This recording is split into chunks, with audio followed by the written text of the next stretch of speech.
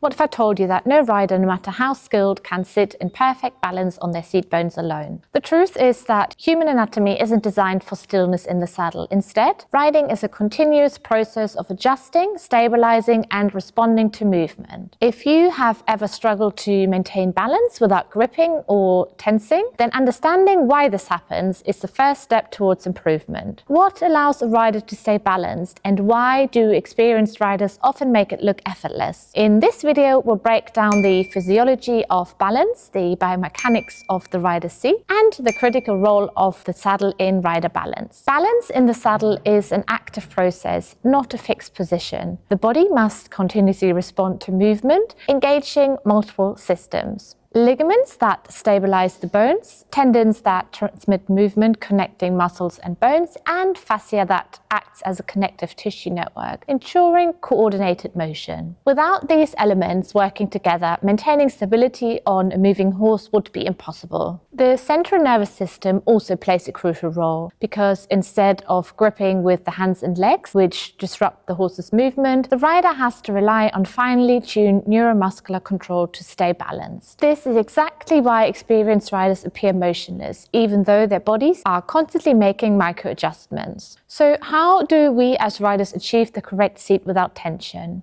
The most important thing to know is that a well-balanced seat should be upright but never rigid. It allows stability without unnecessary tension, it protects the joints from strain, and it minimizes energy use, allowing the rider to move efficiently with the horse. A rider in true balance does not hold their position forcefully. Instead, their body remains supple, adjusting naturally to the movement underneath. Something that you might not have considered is that breathing is also essential. An open chest improves oxygen intake, and as for other situations in life, full unrestricted breathing keeps us riders relaxed, focused, and in sync with the horse. Let's look at the biomechanics of balance and rethink what we have been taught about the shoulder, hip, and heel alignment, which is often emphasized in riding. This really shouldn't be about forcing the body into a straight line. Instead, it should be the result of proper balance. You're probably wondering, well, what does that mean? When the rider's core is centered, natural alignment follows. Joints must be lined up correctly to ensure even pressure distribution. This means that the rider's body is aligned so that their ear, shoulder, hip, and heel form a straight line when viewed from the side. But if the alignment is forced without true balance, the rider becomes stiff and ineffective.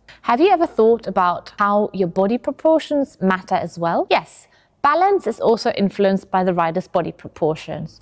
For example, a rider with a longer torso and shorter legs has a higher center of gravity, making stability hard to maintain. And a rider with even proportions between upper and lower body will probably find it easier to remain stable and apply the aids effectively. But proportions alone are not the deciding factor in balance. Your ears are. You are probably thinking, my ears? Yep, that's right. The vestibular, so inner ear, and kinesthetic body awareness systems are key to balance, more so than just muscle strength or posture. The vestibular system detects head movements and spatial orientation, helping adjust posture and prevent falls. The kinesthetic system provides body awareness through sensors in muscles and joints, ensuring smooth movement. These systems make automatic corrections, adapt to movement, and help us stay stable on uneven surfaces, something that body mechanics alone can't achieve. Next, let's consider the horse and rider proportions, because balance is not just about the rider. It also depends on the horse's size and shape. If the horse is too big, the rider's legs may hang too low, making precise leg aids difficult. If the horse is too wide, the rider's hips may be forced into an unnatural position, reducing mobility. And riding is not just about technique. It is about finding the right fit between horse and rider to allow for the balance to develop naturally. While we are on the topic of horses, we should also briefly talk about the saddle's role in rider balance. The saddle is often overlooked, but it directly influences how well a rider can maintain balance. Over the years, due to lifestyle changes, many riders spend too much time sitting down with a rounded spine and tight hip flexors. Also, saddles have been narrowed in response to these physical limitations and to allow for a closer feel seat. But a narrower and deeper saddle does not improve the balance. It often restricts the movements instead. Mental stress also plays a role. Tension in the shoulders and neck affects riders' mobilities and flexibility, making it a lot harder to stay soft and adaptable in the saddle. Since these upper body tensions are closely linked to tightness in the hips, a stiff rider is often the result. Instead of encouraging riders to improve mobility and suppleness, the trend towards deeper saddles with larger knee rolls has been seen as a quick fix. But in reality, it often does more harm than good. A well-fitted saddle should allow the rider's balance to develop naturally.